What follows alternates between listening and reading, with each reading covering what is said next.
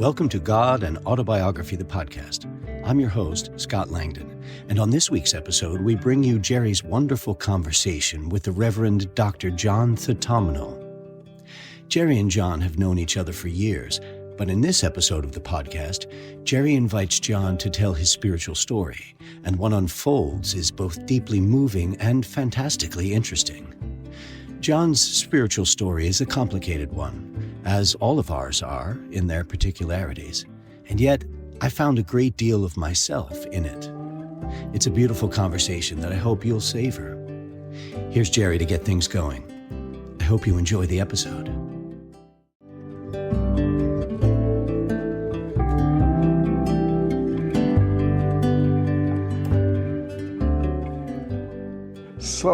Well, thank you for agreeing to do this. I like to interview people about their spiritual stories, and I think these are valuable for other people because everyone has a spiritual story.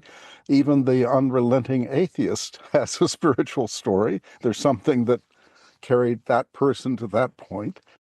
But about your story, John, I always think one tends to start with the fact you're born in India.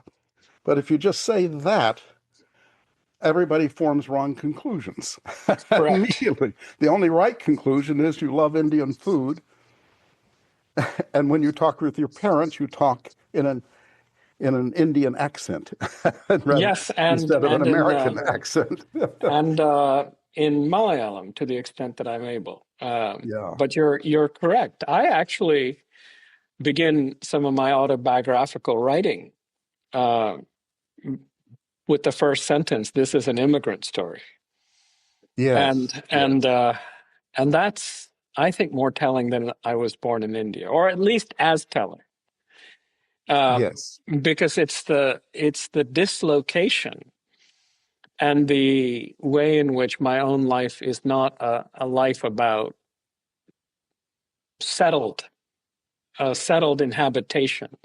Yes. In one particular terrain or city or as it turns out, religion, right? It's that mobility that makes my story. And so, yes, it's not a random mobility. It is an immigration from India, and that has made all the difference.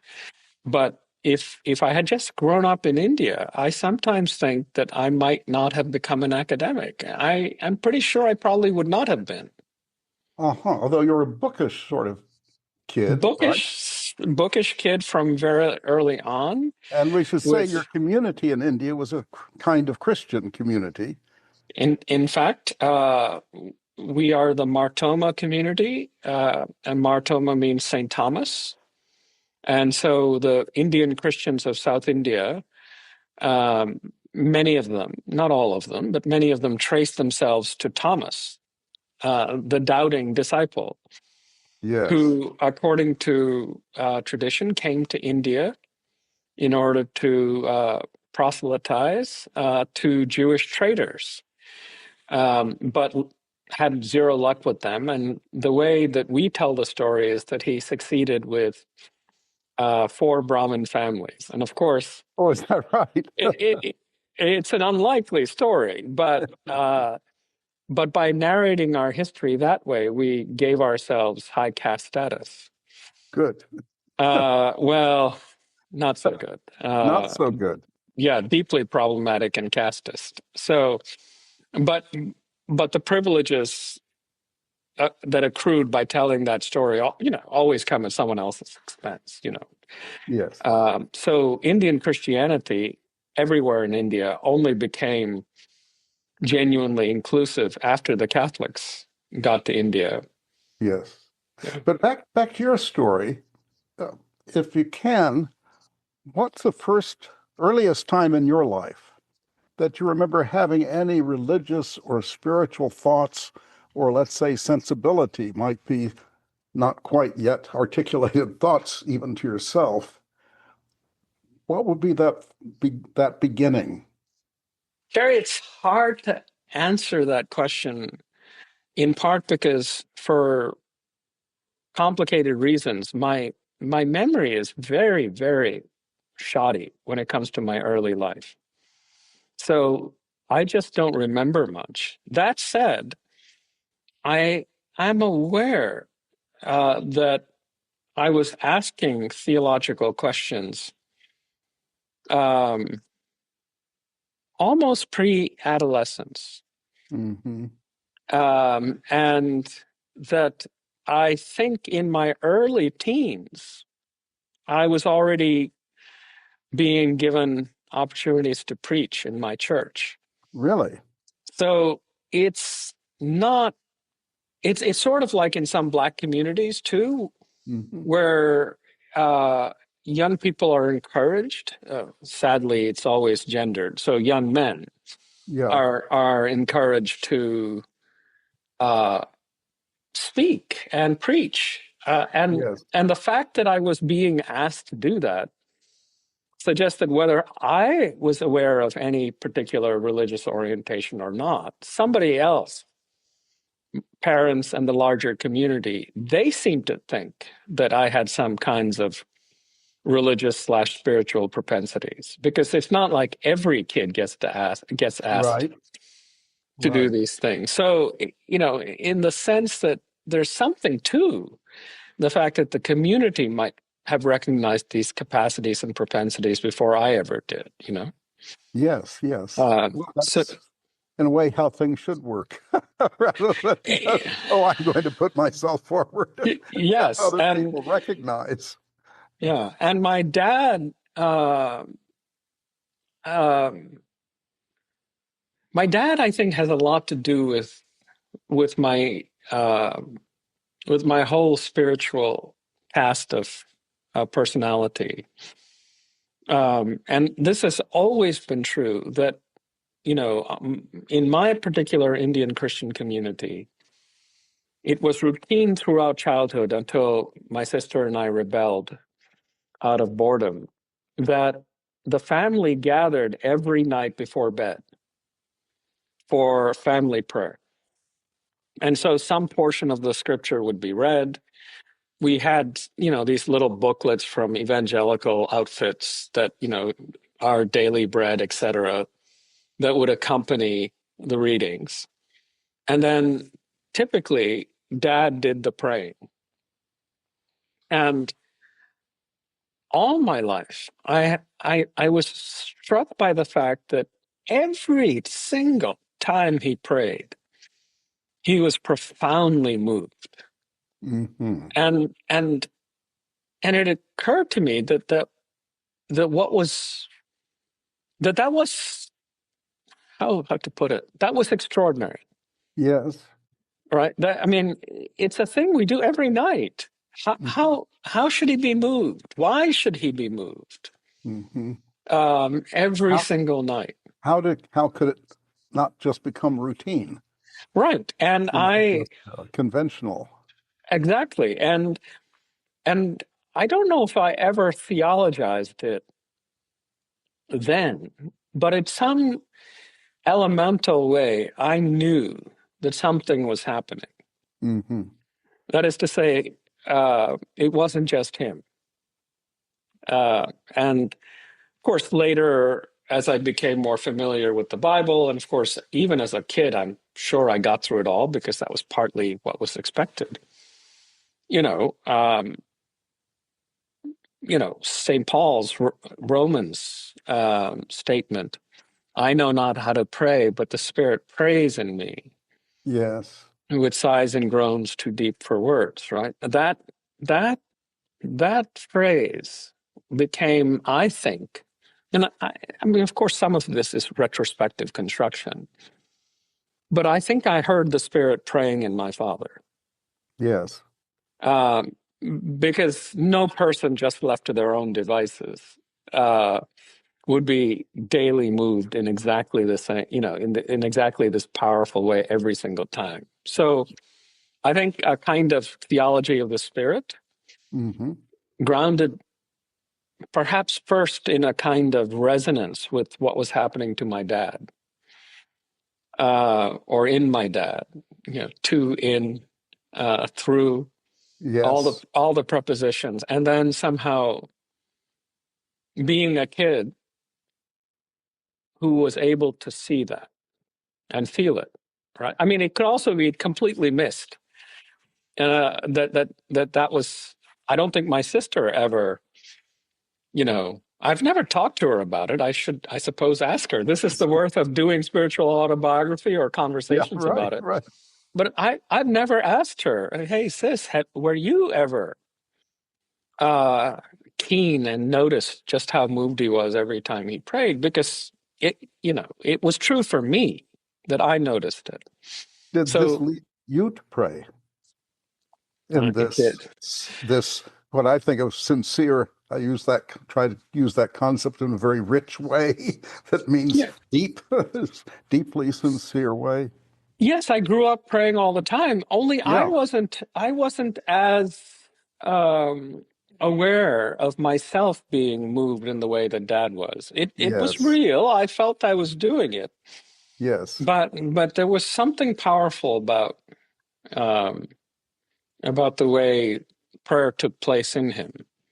Mhm. My own earliest recollections are much later. And it's surprising that they're much later and yet not, because my memory is so utterly horrid. But, my earliest expressions and intuitions were not initially of the ecstatic variety. I think of Dad's experience as ecstatic. Um, Dad and the Spirit in collaboration. But for me, there was periods of life, and I'm not able to say precisely. I think they started early and continue through college. And they had the tenor of a kind of accompaniment, a kind of sense of wellness in the soul. Not a kind of ecstatic momentary thing, but just a deep sense. And there is that song, it is well with my soul. It is well with Yes. Yes. my soul, right? Yes. That that that sense of uh, a wellness that wasn't just about me. I mean, I Yeah. guess you could call it ecstatic, only it didn't have the occasional character Right. that I felt it had with Dad, because it happened when he was praying. For me, it wasn't thematizable as a thing that happened, but Right. a kind of underlying sense. Um, and I think it's this presence of this underlying sense that probably led me eventually to thinking about non-duality. Uh-huh. Because this wasn't somehow a thing that was just now and then visiting me, Right. you know. But it was Um, a background phenomenon of your yeah, life, yeah. the ground of your being. Yeah. I would not have had the vocabulary for any of that, No, of course. but it But it was was, the overall sensibility, your sense of the world would be one way to put it, probably. right. Yeah, Uh, the sense of the world and your place in that world. That's and again, you know, did I even know to put it this way as hmm I do now? I don't know. But if people are asking me to do things in church, hmm perhaps again this was something intuited by others, yeah. and so uh, our religious lives are sometimes intersubjectively verified, if you will, Yeah, surely. to use Surely. analytic terminology. Yeah. So yeah, that's what I would say about the very roundabout way to get to your Yeah. good question. But no, what I'm not hearing in your stories that was part of mine and part of many people's, I would guess, is puzzlement and critique. I mean, some of my earliest experiences are I didn't believe what they were telling me. This was a Baptist context, Yes. American Baptist context. I didn't believe a lot of the stuff that I took it very seriously, And I thought they're onto something. I've always felt that they taught that the state of your soul is the most important thing in life. Mhm. And I found later getting into philosophy, that's what Plato and Aristotle thought also, Right. and Spinoza and so on. Um, but there are all these particular things that didn't make sense to me. And moreover, I had the feeling they didn't quite believe it either. And I'll tell you a peculiar thing. I don't know if I'm the only person who would have this funny reaction, but just as a child, way before adolescence, they would cry so much. Well, what's the biggest hazard in life in the Baptist tradition? It's not accepting Christ and going to hell. That's right. When a child dies before reaching what we call the age of reason, the child automatically goes into heaven. That's the best thing that can happen to you. So I Right. thought, they don't quite believe this, do they? Yeah, Otherwise, if they no. did, that would be great. Little Timmy died at 3 months. Wonderful. Right and straight. Missed Yeah. all hazards of life that lead people not to Yeah. Well, save you themselves from hell. you are keen in perceiving the lack of critique and doubt, and Yes. except in one register, and I'll say more Oh. about that. But I think you're exactly right, and that's because I was utterly lucky. My particular Indian Christian tradition has a strong evangelical streak, but not a trace of fundamentalism Ah. until some of American evangelical influence of the pernicious kind, not the redemptive kind. Mind you, strands of British and American evangelicalism fueled radical traditions of abolitionism, and Mhm. and of course the temperance movement and so forth. So there are strands of the evangelical tradition which fueled and can fuel social gospel Mhm. traditions. And my own Indian Christian tradition was of that tenor and trajectory. And the person who most deeply shaped me while I was a young person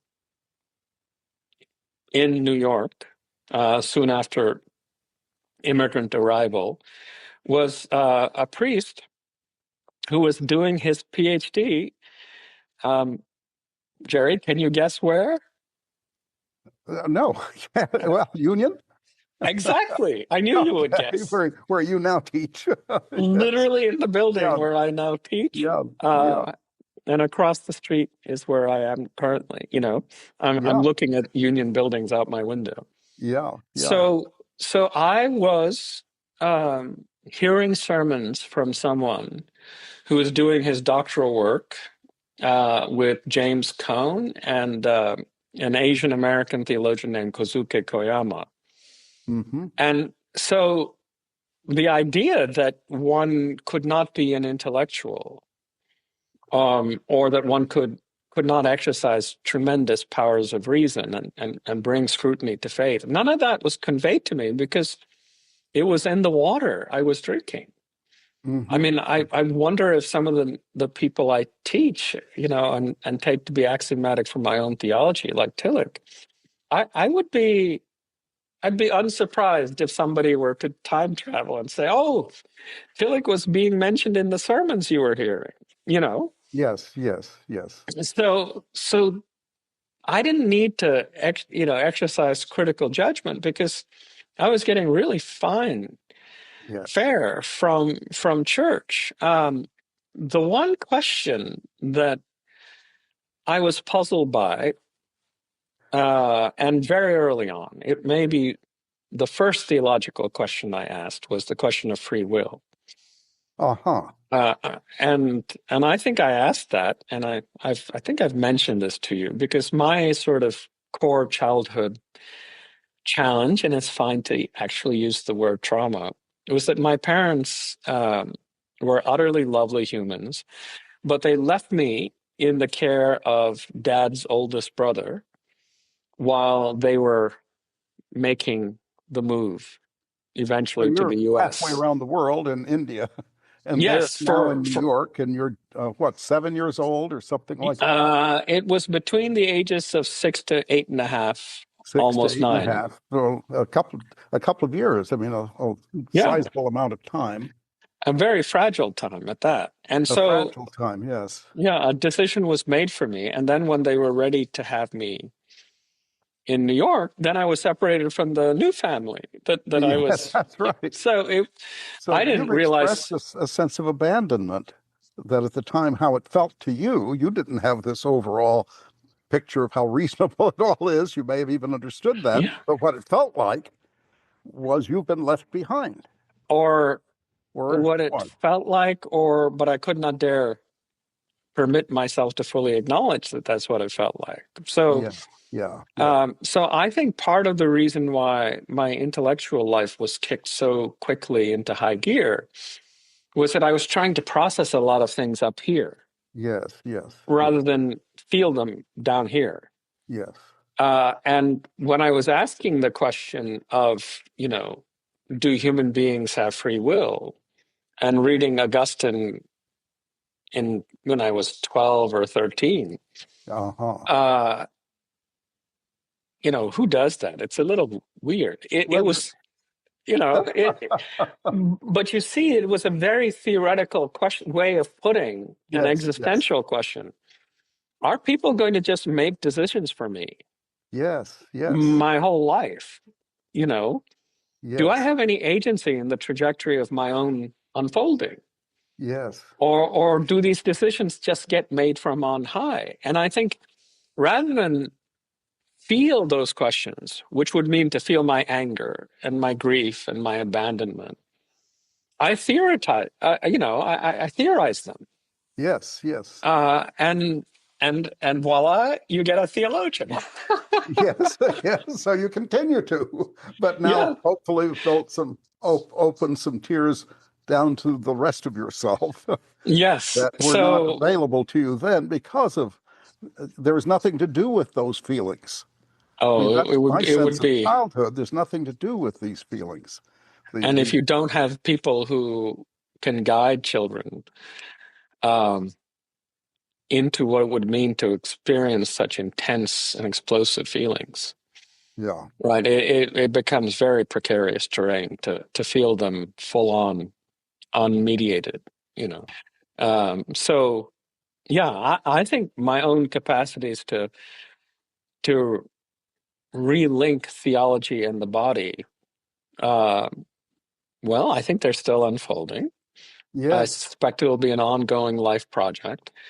But I think it was something in particular during my ordination process, which, as you know, is only, you know, a few years you know, ago.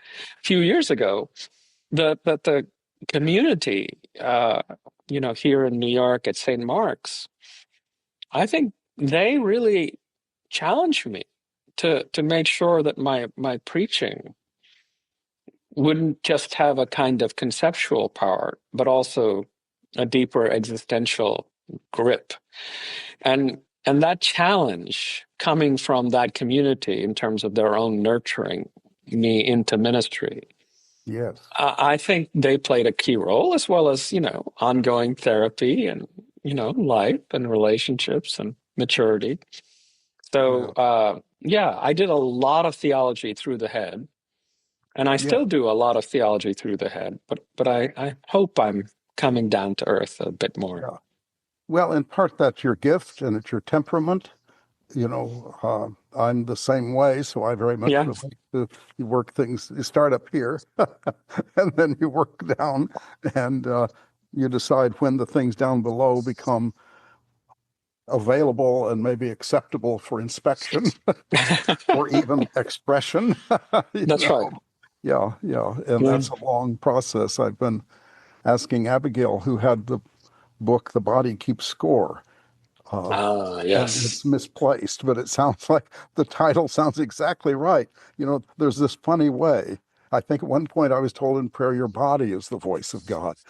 Your body kind of doesn't lie, and it kind of knows what's going on, and you need to be in touch with that. Yeah. And that those childhood really does sound like traumatic experiences. And of course, you don't remember them. We've been reading about trauma recently because of some experiences Abigail's had that are like post-trauma experiences. And then the memories are, there's no way to recognize or integrate them. So they're erased. You just put in a vault somewhere. Right. And if much of your life is profoundly shaded by loss and grief, Yes. then it's no surprise that you can't remember much of your life. Yes. Yes. That's right. That's Yeah, right. because And you that's don't sort of, want to. yeah, that's kind of functional. Your body, there's nothing for your total self, your psychophysical self to do with those memories. So Right. keep a But distance. you might be able to write half decent theology from that space, but you cannot preach a viable sermon from that space. Oh, well, that's Uh, interesting.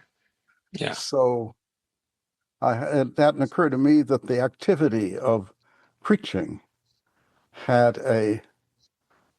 this kind of personal effect on the person doing the preaching. It has to, It or has to. it will fail. Yeah, yeah, To move, win assent, inspire. All right. If it isn't speaking from heart to heart, then it's a lecture. yes, yes, yes. No, that would be, if I were asked to give a sermon, it would probably be a lecture. Yes.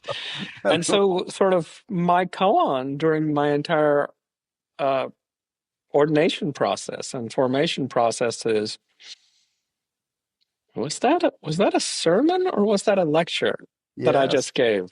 yes, yes. And yeah, eventually my congregation, particularly in Victoria, had to say, "Knock it off, John. Whatever it is, we like it." Okay, that's true too. Yeah, this is your hang up. In other words, they were saying, whatever you're doing, it's not working. Uh-huh. Right. Yeah. So if you just be yourself at this point, That's right. go You don't have to theorize which it is, right. but it means that the community again was telling me, Mhm. whatever relational work or therapeutic work you're doing, it's now coming not merely from the space of the skull, Yes. but from the space of the heart. And Yes. yeah, so I do think that that much of my life, in terms of its current spiritual manifestation, is intimately related to the craft of preaching Yes. and preparing my sermons, writing them out longhand. I don't ever feel what you feel, and I sometimes envy you. Like God saying, "John, preach this," and yet, I have a sense that mostly is shared by writers, poets, and others, that clearly they're doing the work. They're the ones sitting there at the table. But what shows itself on the page isn't just me. And I know no writer of any caliber who actually think that they intentionally and consciously produce what shows up on the page. I mean, I can't universalize. Maybe Stephen King does. I don't know. But when I hear people who are writers give interviews, they say the oddest sorts of things, even if they're not theists. They do recognize that what shows itself is not entirely in their command. Yeah, I remember a poet being interviewed. How do your poems come about? Well, I don't know. I write some of them. I don't know where the others come from. Oh, wow. So that's not so elements Yeah. of that are present in writing and living our lives. In fact, Yeah. My experience now is sort of very much like Dad's, or what I heard in Dad, right? I yet not I. Uh-huh. Yes, I'm sitting here writing the sermon, and yet that's just not just me. It's not solely me. Yes, it's not. Uh-huh. Yeah.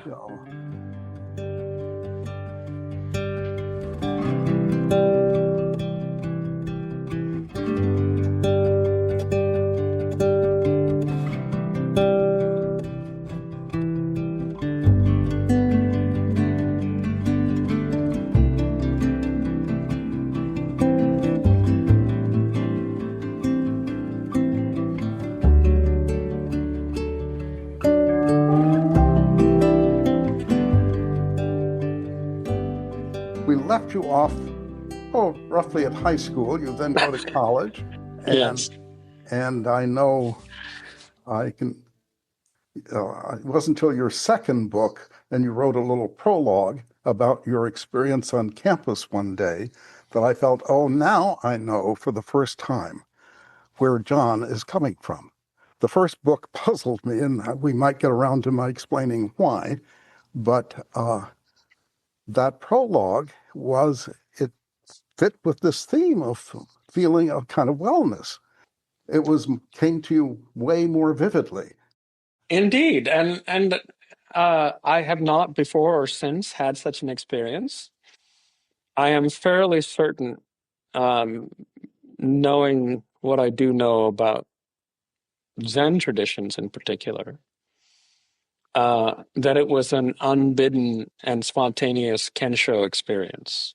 Okay, well, describe it and then go on. Yeah. But first, describe it for our listeners. Right. So I know that I was very near Olin Library on the campus of Washington University in St. Louis. It's a gorgeous, gorgeous campus, greenery filled. And but I have the feeling that it wasn't entirely in full sort of spring riotous bloom. I don't think it was a thing provoked by extraordinary glory, spring glory that you see, when everything is in fresh bloom. I'm not sure that anything in particular triggered it. I don't know what triggered it because one just doesn't and can't. But the real sense that most of us have, that I am in here and the world is out there, utterly just fell away. Mm-hmm. And a kind of intense, vibrant immediacy with the living world and with everything within my purview. I was going to say became mine, but I'm not sure I can say mine. Yeah. Because I had no clear sense of me having an experience. That way of putting it, it was a kind of opening. Mm-hmm. And that literally is one of the ways to talk about, what Zen practice seeks to elicit, a kind of opening into one's own true nature, which is also the nature of all things, without subject-object bifurcation. Mm-hmm. So, again, I would not have had, even in college, any of these words, although I'm pretty sure I had already by then read I Am Thou by Buber. So I think I don't remember theorizing it after. It's like, what just happened? It just happened, and I don't think I remember thinking, that needs theorizing. So I'm not sure why such a heady guy like me, who needs to like puzzle everything out, never really stopped to sit down and say, what was that? Yeah. And I like it. Can I have it again? Right. No, that's not what it's for, right? No, consumption. No, but I neither had that consumptive thought nor the analytic thought. It was just a kind of disclosure that did feel event-like, in the sense that, wasn't that wellness in the soul, which is a kind of perduring experience, like a background note in a raga that's just, from a drone, in the background. Wow. This was a discrete event. Yes. I could not time it. Temporality did not clearly matter. It couldn't have been more than a few seconds, because I was on a walk really? to, Just the kind of moment that this yeah, struck you. yeah. I was either on the way to or coming back from the library. I just know I was in exactly within that space, which is not particularly a kind of glorious space. There are other spots on that campus that are greener, brighter, more vivid, Right. more full of shrubbery and so forth. But whatever it was about just that moment, I've never been able to sort of capture and as I said, it was one of the rare moments in my life that my propensity to theorize did not kick in. Yeah. Well, reality simply disclosed itself, and you don't Right, have and to. It didn't ask to be analyzed. it did not ask to be analyzed. And for some reason, whatever in me wants to analyze everything was not summoned into action by that experience. But surely by the time I was done with my religious studies and philosophy double major, I would have known that this is a thing that many traditions in various ways seek and seek to sort of bring about. Yeah, yeah. By deliberate cultivation and repeated practice. Yeah, yeah. And I first encountered you. Let me now tell you, in light of all of that, what my reaction reading your first book, which I see as in some way the beginning of Theology Without Walls, because I thought the way you did the theological task started out in a tradition. What you come up with has to be recognizably Christian. By the end of it, you're exploring the criteria themselves have shifted, and maybe it's not Christian, maybe it's Christian Hindu, maybe it's some third thing. Does that matter if it's true and compelling? And so on.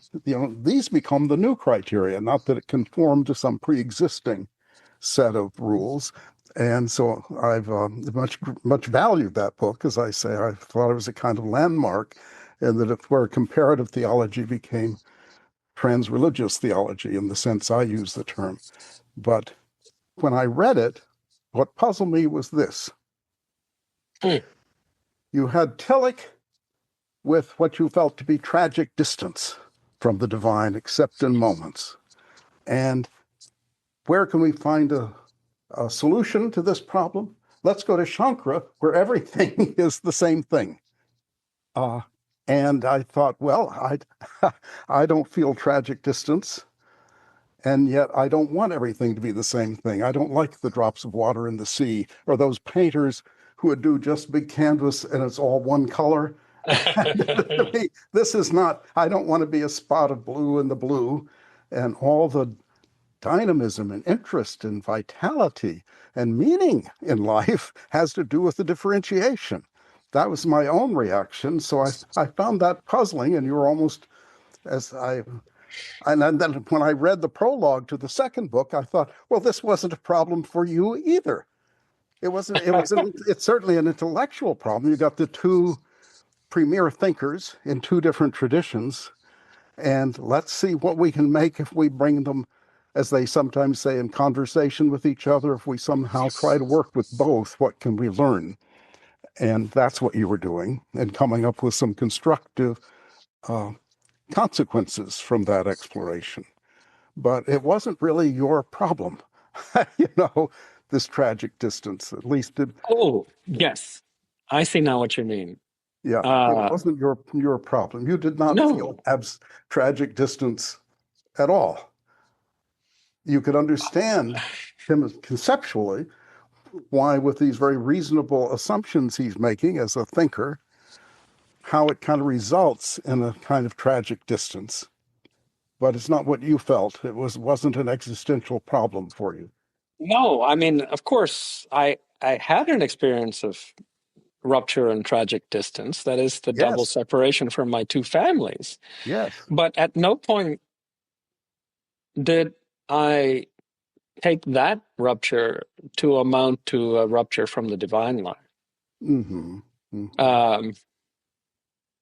I don't know that I have any conscious access to that sense of underlying wellness before I began to become aware of it. Yeah. And that was relatively later in childhood, Mm-hmm. Probably teens into college. Would I be shocked if somebody said, John, maybe it was with you the whole time? Even during the times when you were separated from your, both families. I wouldn't be shocked, right? It might be that if I hadn't had some underlying sense of that kind of soul deep wellness, I might have been undone by this double Yes, separation. I yes. mean, I'm already a hot mess as a result of it, but I might have become even Right. even Well, we more all of a are. But, yeah, I know, but even more dysfunctional than even more. Yeah. But something I noticed when you were explaining your non-dualism, it's an alternative to the kind of personal God who you use this language, who could abandon you. And I have a good friend, my co-host, in fact, on the podcast. His childhood sense growing up in a very personal theistic tradition was, in fact, I guess this is sort of almost what they were teaching, was you make one mistake and God is going to turn his back on you, yeah, is yeah, going to leave. And so there is that precariousness in the notion of a being, which is what Tillich is attacking, the notion of God as a being. But anyway, that personal aspect of the divine seems, if God is at all personal, one thing people can do is reject one another and distance themselves. And that, in yeah. a way, would be some element of the problematic of your life, would be dealing with abandonment.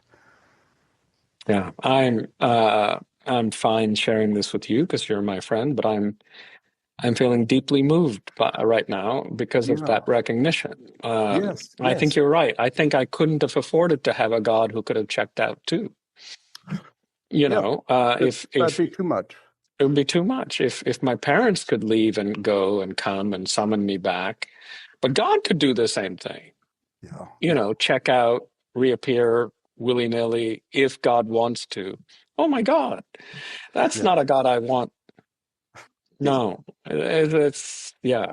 So these verses in the scriptures, like the one that the Episcopal Church and anyone who uses the Common Lectionary heard this weekend, uh, was Paul at the giving his famous sermon in Athens at the Areopagus, right? Yes. Even your philosophers say that God is the one in whom we move and live and have our being. And of Yes. course, he's citing Epimenides, who Yes. I think is a Stoic philosopher. So, Yes.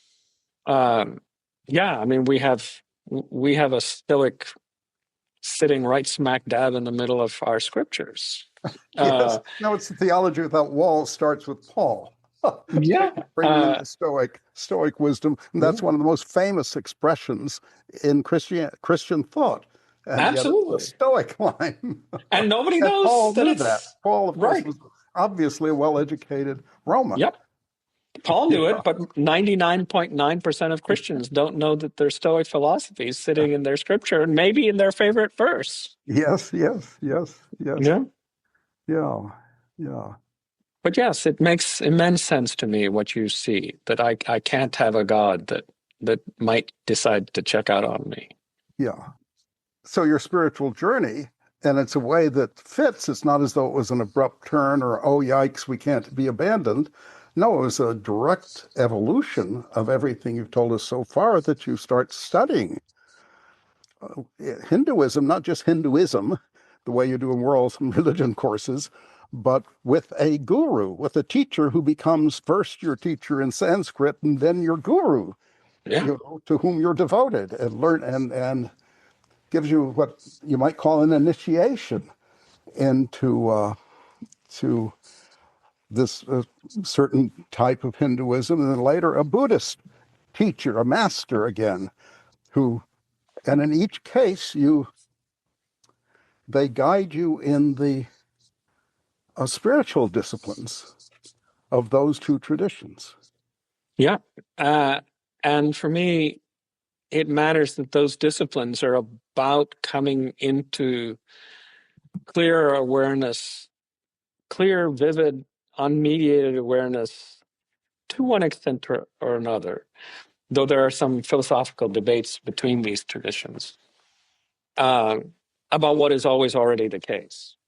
Mm-hmm. Right? In Shankara's tradition, as mediated by my guru, there is no need for unmediated awareness of a mystical sort, simply because awareness is ultimate reality. Yes. So there's never a moment where you're not, in some sense, aware of ultimacy, because it is that through which all things are seen and perceived. Yeah. So to try to go see it is beside the point. And literally impossible. And literally impossible. Consciousness can't see consciousness, something like that. Exactly. It's the typical language of the tradition is the tip of the finger cannot touch itself. Yeah. Which is very arresting metaphor, you know. Yeah. It sees everything else. What you don't know is that the thing by which you see everything that there is to see is what you are searching for. Mm-hmm. It's a most arresting account of human experience that there is, you know. Mm-hmm. You seek for that which is doing the seeking. Yes. And therefore, you've arrived before you begin. You've always arrived. You just need to know it. Yeah, that's right. It's an astonishingly intimate articulation of ultimate reality. And there's no way any of us could be more intimate to ultimacy than we already are. Yeah. How does that differ from the Buddhist spiritual disciplines and you might say conclusions or understanding of things? Well, the epistemology, immerse yourself in.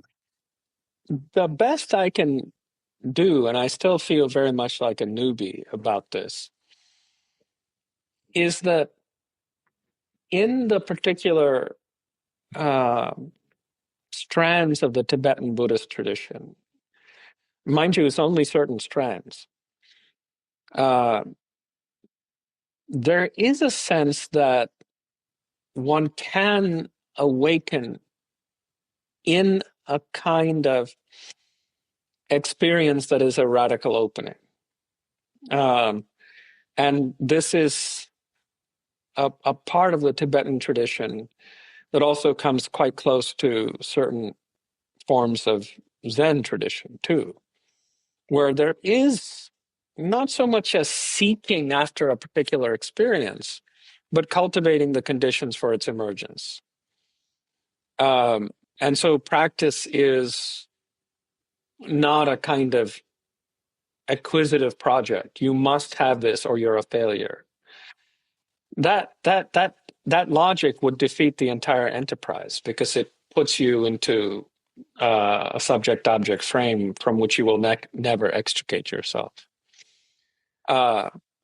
So the ontology is not radically different, but the epistemology permits of a kind of recognition, as though consciousness can see itself in a way that is a kind of breaking open to what is always the case.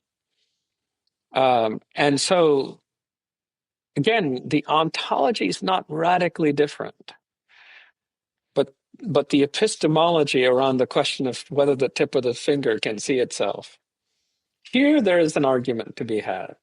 And Shankara himself, not Shankara's tradition. The Advaita tradition also begins to, within 2 centuries of Shankara, talk about anubhava, which is the Sanskrit word for experience, and a word of no particular prominence in Shankara, but deeply significant already in, for example, the text of Viveka Chudamani. So there is a sense of seeking for and having a religious experience of awakening. So it's a debate that falls within non-dualist traditions, even the same, broadly speaking, non-dual tradition. If you read Shankara rigorously, no such experience is needed nor possible.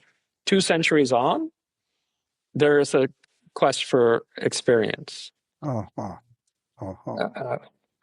And I don't know Zen tradition well enough to know, but I get the feeling that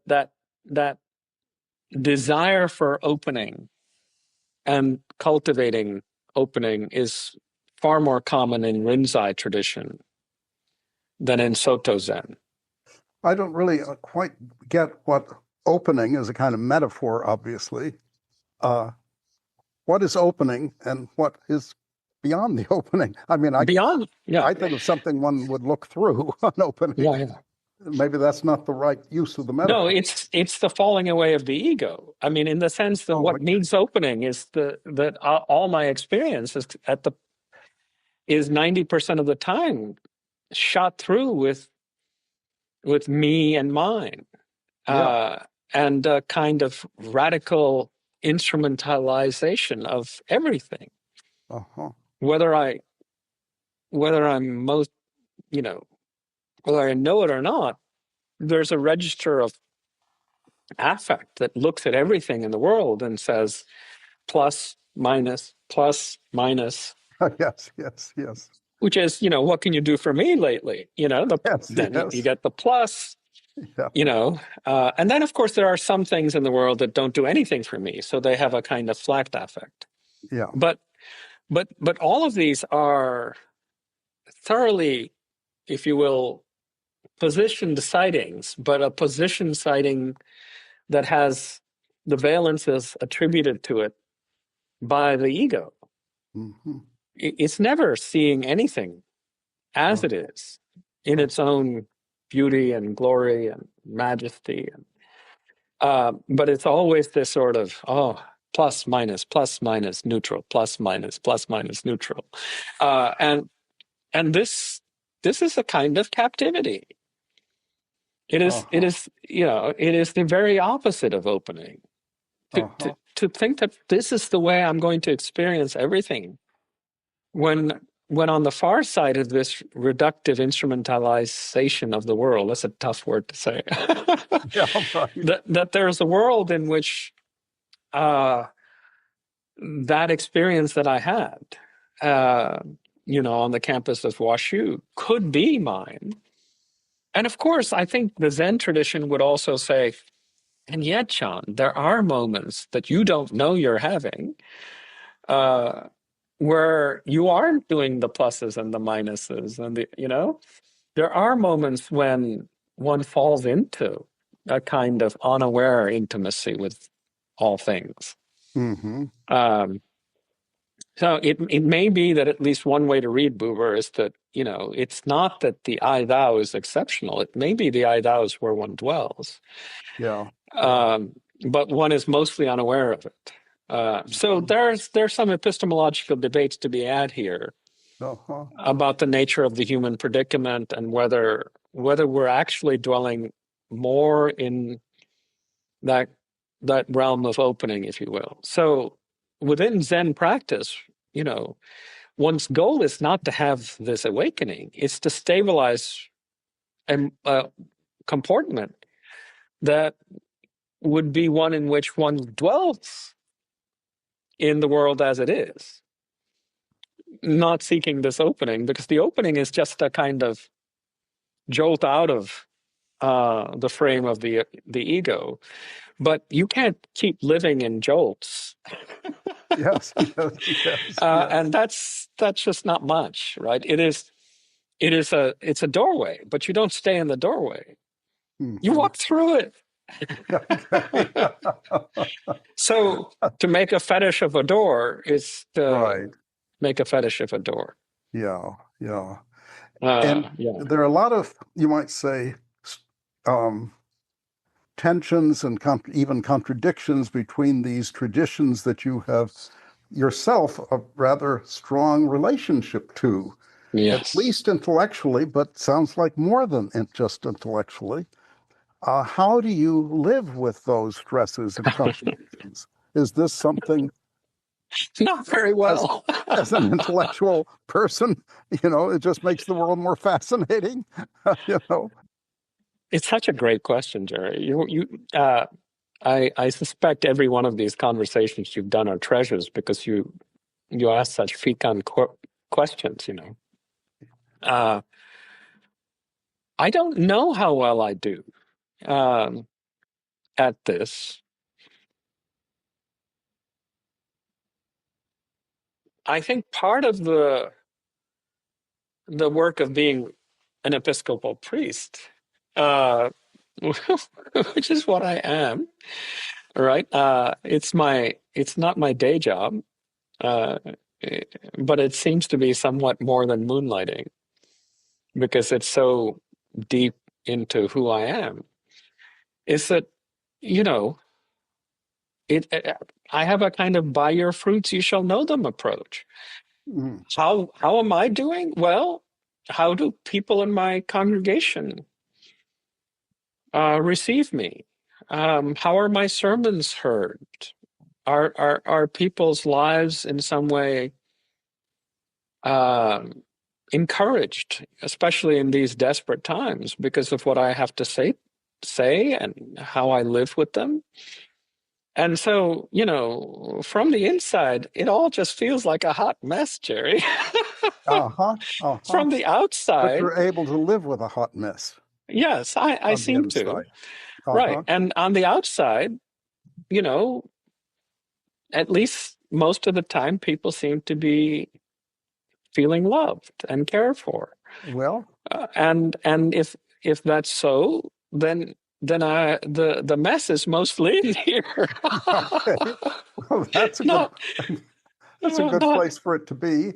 And if yes, it doesn't not keep out you awake there. at night, I mean, this is, I often want to end with the question of where do you go next? Well, of course, nobody knows where they go next, but in a sense, what are the unresolved things or the Yeah. loose threads? And that internal mess would mean, oh, there's a lot still to be done, Oh, right? there's so much to be done. I mean, Yeah. I think, uh, and we argue about this, that you think it's a loose and sloppy metaphor to talk about capitalism as a religion. Uh, uh, Among the things that are unresolved are the extent to which I remain fundamentally, despite all my spiritual ambitions and projects, a consumer. If you ask me, you know, what holds my desires, right? And if one takes a kind of Tillichian analysis and or an Augustinian to go closer to the core, you are what you desire. Well, what I desire are fountain pens. Fountain pens. You love good I fountain love pens, right? they're in my pocket, Yes, yes, yes, yes. That is to say, in about the last 5 years, I've become, addicted. It's my only real materialism. Uh, I could live in a hut, uh, off the Ganges somewhere, so long as I also had good paper in my pen. Right, right. Uh, Yeah, but yeah. but when people say that we have to be spiritually consistent, and be located within a single tradition, I, I say, well, really, let's ask about the shape and tenor of your desiring. My fountain pens are merely illustrative. Yeah. Most of us are shaped by pretty profound desires that are given to us by the most advanced set of spiritual technologies ever invented. One that has us dreaming, consumerist dreams while we sleep, the hot sports car with the hot model, the images that are broadcast into our retina, and then settle into the psyche before we have any sense of command over them. My sense is that almost all of us are profoundly shaped by some set of consumerist longings that seem to have more traction than, our hearts are restless until they find their rest in thee. Right? That kind of Augustinian recognition that there is an inadequacy to all these other things that I long for, that's a very advanced recognition on Augustine's part. I think he's right. I think our hearts truly are restless. And that's why, it won't do until you have a Mont Blanc. But then you get the Mont Blanc and you're like, this isn't all that it's cracked up to be. Right? The restlessness demonstrates. Quest, then you have to think of something else. Exactly. But the shape of that restlessness and its multiplicity as it actually operates in most of our lives suggests that most of us are hot messes with respect to our desiring. Mm-hmm. And the kind of simplicity and singularity that traditions want to claim, you can only be Christian.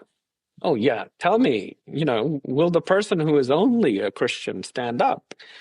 10 minutes of my interrogation, and I'm pretty sure if they're candid with me, I would find that they have their own equivalent of the fountain pen. They have their own consumerist ambitions and longings and desires that are not trivial.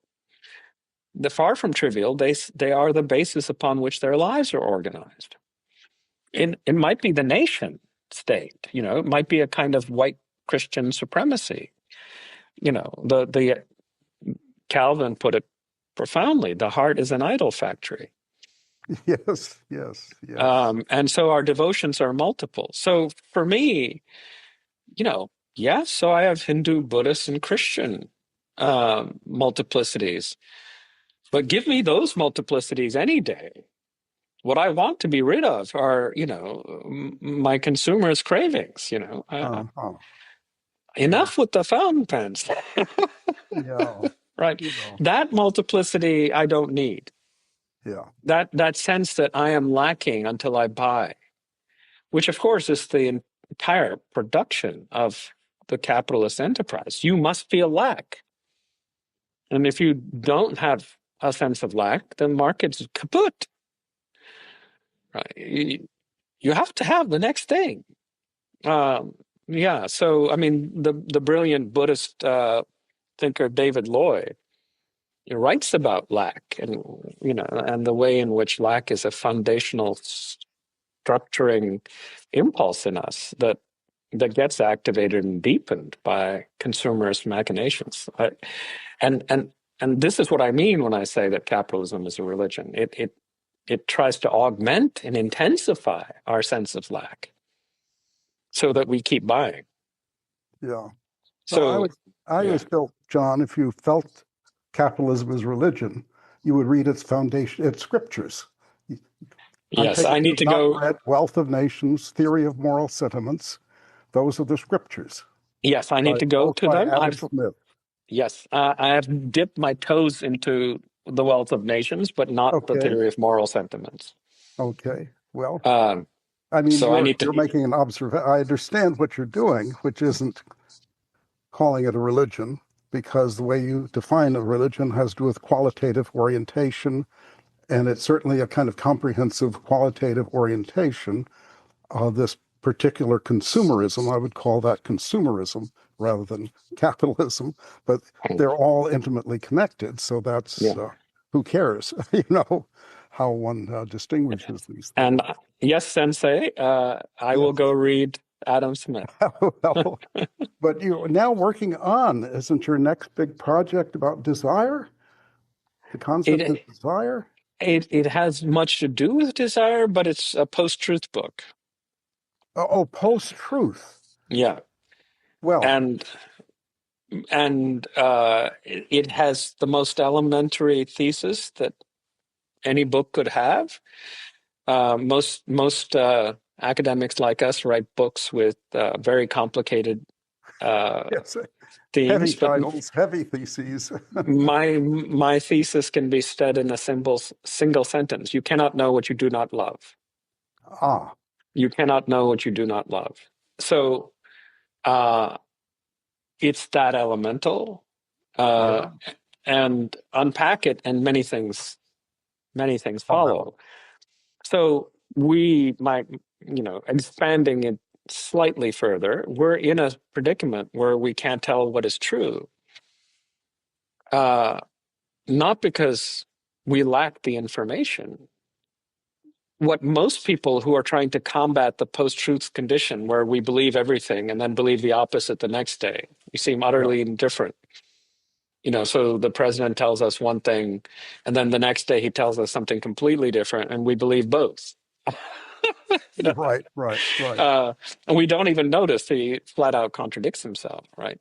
And what do people do when they try to confront this condition? They try to inform people into the truth. Oh, don't you see? Mm-hmm. And whether the matter at hand is vaccine denial, name your topic. The attempt to inform people into the truth fails every time, and no one seems to know why.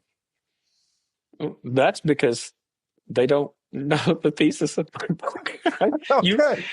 Then once we get that book out, we'll have to have another discussion. And you can't know what you do not love. So rather than inform the mind, you have to tutor the heart. Yeah.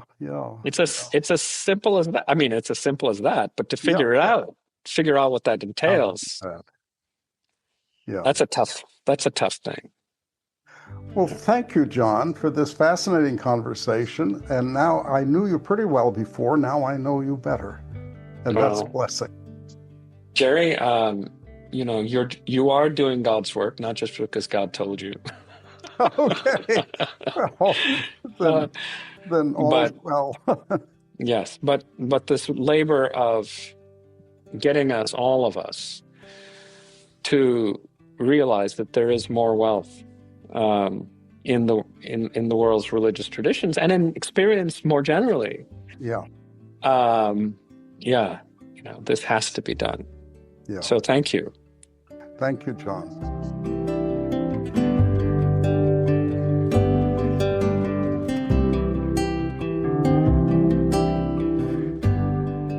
Thank you for listening to God and Autobiography, the podcast. Subscribe for free today wherever you listen to your podcasts and hear a new episode every week. You can hear the complete dramatic adaptation of God and Autobiography as Told to a Philosopher by Jerry L. Martin by beginning with episode 1 of our podcast and listening through its conclusion with episode 44. You can read the original true story in the book from which this podcast is adapted, God and Autobiography as Told to a Philosopher, available now at Amazon.com and always at godandautobiography.com. Pick up your own copy today. If you have any questions about this or any other episode, please email us at questions@godandautobiography.com and experience the world from God's perspective, as it was told to a philosopher. This is Scott Langdon. I'll see you next time.